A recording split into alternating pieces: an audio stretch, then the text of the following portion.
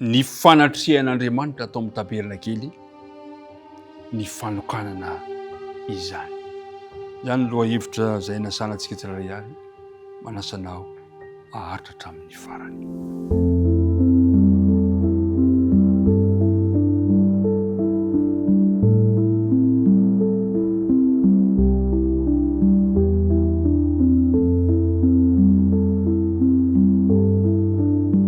Alarobia sady ny andro faly hatrany nefa manolotra ny arahaba ho anao.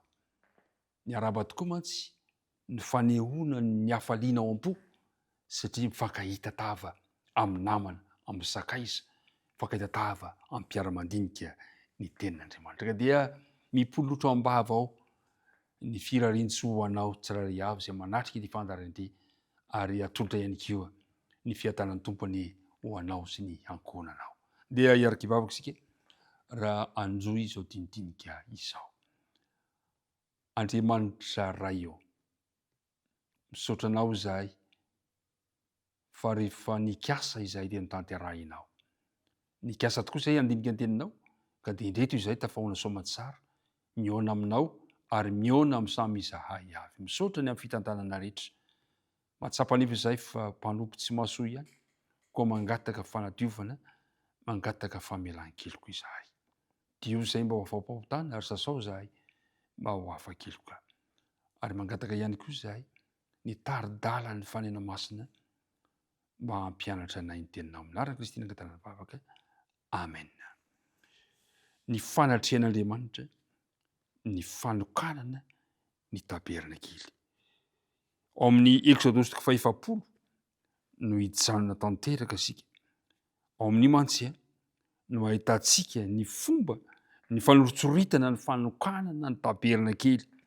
Ao amin'ny ty andiny ity mantsy ny fomba fanoritsoritana ny amin'ny ny fahitantsika ny fanatrehany voninahitr'Andriamanitra, ny fahamasinany, ny toetrany, ny fanatrehany feno fitiavana ary ny fahatsara-panahy rehetra eo amin'Andriamanitra. Fa andeha aloha ho jerentsika ny andinina tao tatino amin'ity andiny ity ihany. Exodosy 4 ka ny andiny 4:30 manao hoe: ary ny rao nananarona ny tranon'ilay fihaonana ary ny voninahitry Jehova nameno ny taberna kely. Fa ny raon'i Jehova dia teo ambonin'ny taberna kely noho ny andro, ary nisy afo teo aminy noho ny alina, teo mason'ny taranak'Israely rehetra tamin'ny nandehanany rehetra. Exodosy 4 dia ahitantsika ny fomba nanokanana ny taberna kely. Zany hoe vita zany zao ilay taberna kely. Hitantsika ato fa nameno ny taberna kely io ny fanatrehan'Andriamanitra. Ary hitany maso toy ny rahona ny voninahitry ny sekina. Hita teo ny fanatrehan'Andriamanitra izay mitarika ny vahoakany. Araka ny bokin'ny Exodosy dia ny andro rahon'i Jehova amin'ny andro ary ny andro afo noho ny alina. Natao ahitany marina sy ny mazava amin'ny fisian'Andriamanitra ny vahoaka Hebreo.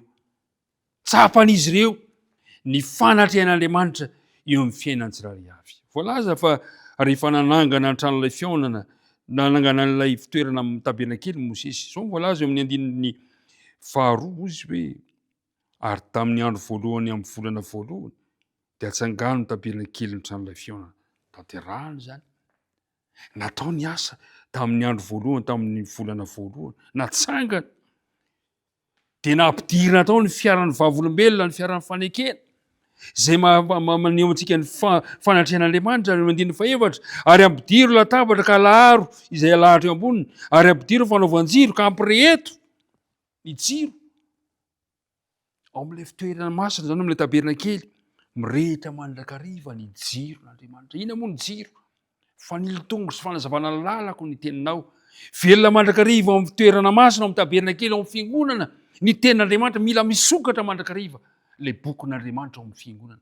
Aoka zany ao amin'ny fiangonana tsisy bokin'Andriamanitra mikatona, fa misokatra, mirehitra ny jiro. Ny altara volamena fandoroana dedikazimandry dia ataovy eo anoloan'ny fiaran'ny vavolombelona, fiaran'ny vavolombelona.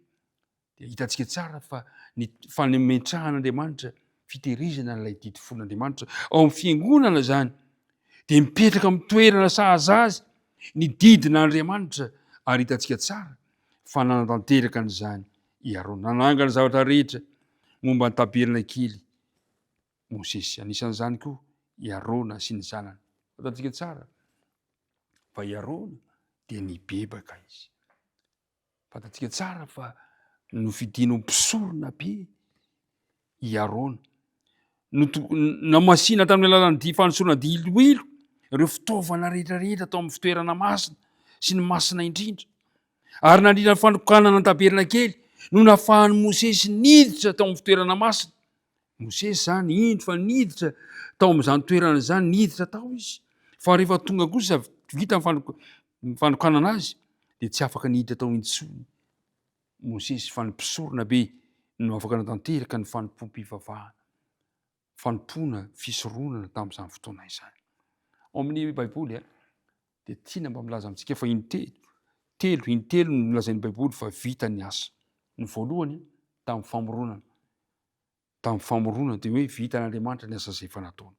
Dia eto ihany koa ny fahavitan'ny taberna kely dia vita Mosesy ny asa rehetra amin'ny andininy fa 7:30 ary natsangany koa ny kianja manodidina ny taberna kely sy ny alitara ary ny vavahady lamba dia nataony teo amin'ny vavahadin'ny kianja dia vitany Mosesy ny asa rehetra. Dia hitantsika ihany koa ao amin'ny Mpanjaka voalohany 7:50 fa vitany Solomona ny asa rehetra teo amin'ny tempoly. Ry mpiara-midinika namana, araka ny voalazantsika tany aloha tany dia misy fifandraisana mandrakariva ny famoronana sy ny fitoeran-masina Israely izay manondro zavatra hitranga ny aorinany dia ny amin'ilay taberna ken'Andriamanitra, ilay Jerosalema vaovao. Fantatsika tsara fa tamin'ny tranga rehetra nanomboka tamin'ny fahaterahan'i Mosesy teo amin'ny faharesen'ireo Egyptiana, ny loza folo, ny fialana tao Egypta, ny faharesen'ny tafika teny amin'ny ranomasina mena, ny fanamboarana ny fanondrona ny taberna kely tao tendrombohitra sy ny didy folo, dia ny fanatrehan'Andriamanitra tao namen'ny taberna kely no tena faratapony indrindra ao araka ny bokin'ny Exodosy. Ao voalaza mantsy eo amin'ny andininy 430. Exodosy 4:20. Ozy hoe ny rahona nanarona ny tranon'ilay fionana ary voninahitry Jehova nameno ny taberna kely. Namana isany tokony ho resy lahatra isika rehefa makao amin'ny fiangonana dia tokony samy resy lahatra isika fa ny voninahitr'Andriamanitra mameno any toerana io, manamasina ny tsirairay avy. Ary izay no mahatonga ny ten'Andriamanitra manao hoe hajaho ny fitoerako masina satria eo ny fanatrehan'Andriamanitra. Tiako tsapanao zany. Ny fanatrehan'Andriamanitra dia eo amin'ny taberna kely. Ary izay nahatonga Jesosy naiza ivoriany 2 na 3 eo foana aho. Indray tao mitady tsy ho tsapan'ny olona intsony fa eo Jehova. Ka na dia efa tonga aza ny fotoana natanterahana ny fanomponan'Andriamanitra dia misy olona tsy mahatsapa izany fanatrehan'Andriamanitra izany. Fa ho antsika kosa tiako tsapanao ny fanatrehan'Andriamanitra ao amin'ny fiangonana. Ary ny fiangonana ny tokantranonao, ny fiangonana voalohany. Tokony tsapanao izany fanatrehan'Andriamanitra izany. Andriamanitra ane hitahianao sy ny ankonanao amin'ity tontolo andro ity ka nomeanao ny hery rehetra, anomeanao ny fahafahamanao rehetra ary atsapanao mandrakariva fa amin'izay alehanao dia eo ny fanatrehan'Andriamanitra. Andeha hiaraka hivavaka isika marana izao dindinika izao. Andriamanitra ray eo misaotra indrindra ny amin'izany taridalany teninao izany ka nampahafantaranao anay ny fanatrehanao indrindra ao amin'ny fotoana izay anaovana fanompoam-pivavahana dia tokony ho tsapanay ny fanatrehanao, ny voninahitrao ka dia hainay ihany koa ny manome ny haja sy ny voninahitra izay ho anao hatramin'ny taloha indrindra ka mandritra ny mandrakizay. Dia mitahianay raha hisaraka izahay aoka ny fahasoavanao kosa ny momba ny mandrakariva amin'ara Kristy nankatana vavaka. Amen.